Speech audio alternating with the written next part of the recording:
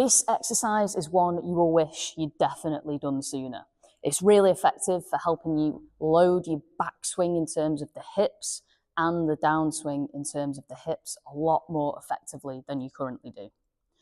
If you're a golfer who feels like you're quite unstable in the golf swings, we don't really feel like we use the legs well, we don't load into the hip in the backswing or the downswing, or we're seeing a little bit too much lateral sway, possibly even some early extension in the downswing as well, this is an exercise you definitely want to try.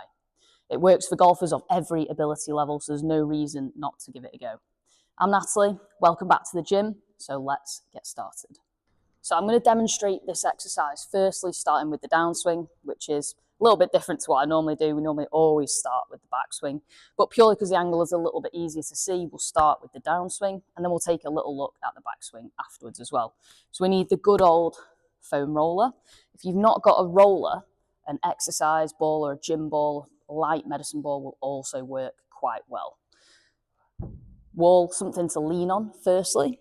And then all we're looking to do is for me to take my lead leg, which is my left leg because I'm a right-handed player. If you're a lefty, this is going to be on your right-hand side initially. About hip height, roughly, with my knee.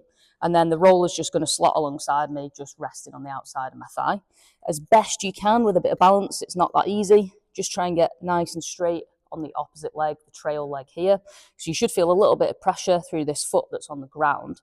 But from this knee and this thigh here, you're going to push the roller into the wall. So add a little bit of pressure to the roller here, which should instantly fire up this side of the hip, this glute area where it's working hard. And all we're looking to do is add an element of rotation to this. So the idea being we create some stability, we get this side working where it wouldn't be swaying, it wouldn't be losing posture or stability in the golf swing if we were rotating through into our downswing. We're really using this as more of a stable base. So I'm just going to cross my arms across my chest, and we want to be going to the downswing, so I'm looking to rotate my upper body this way as I add a bit of pressure to the roller here as well.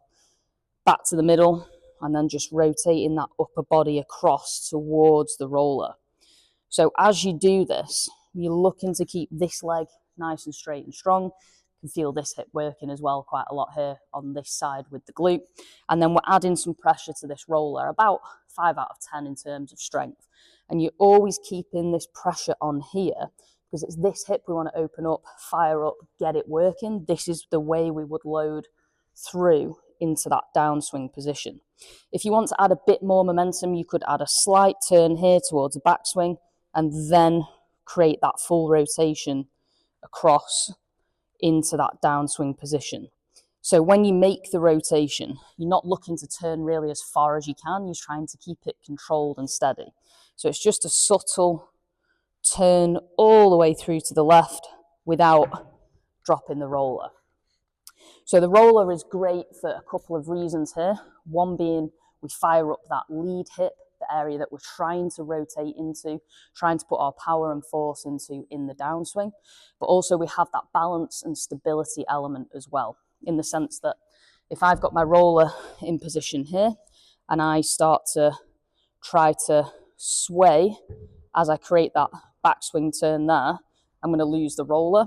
But also if I don't use my hips particularly effectively, or I'm collapsing through this knee and I lose that angle, the roller will drop. So that's the instant feedback in terms of that exercise.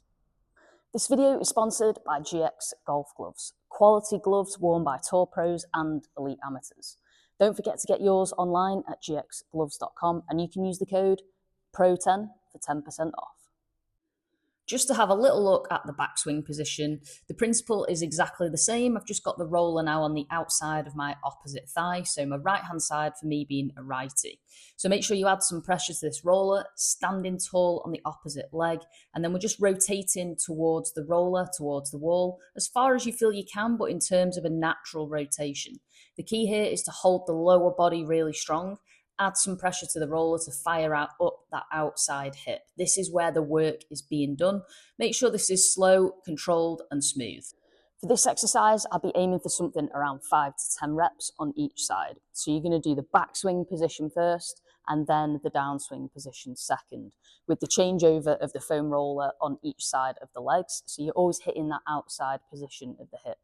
In other words, the side of the hip that you would turn to. So think right hip backswing, left hip downswing. And of course, if you're a lefty, that is the other way around. I'm not very good left-handed, so I don't do any demos on that left-handed position, I'm afraid. Thanks for watching this video and being on my channel with me. Hit the thumbs up button if you enjoyed it and it makes some sense to you, you feel like this is potentially useful. Don't forget you can share this channel with your golfing friends as well. And of course, as always, I'll be back next time with a new exercise and a new topic.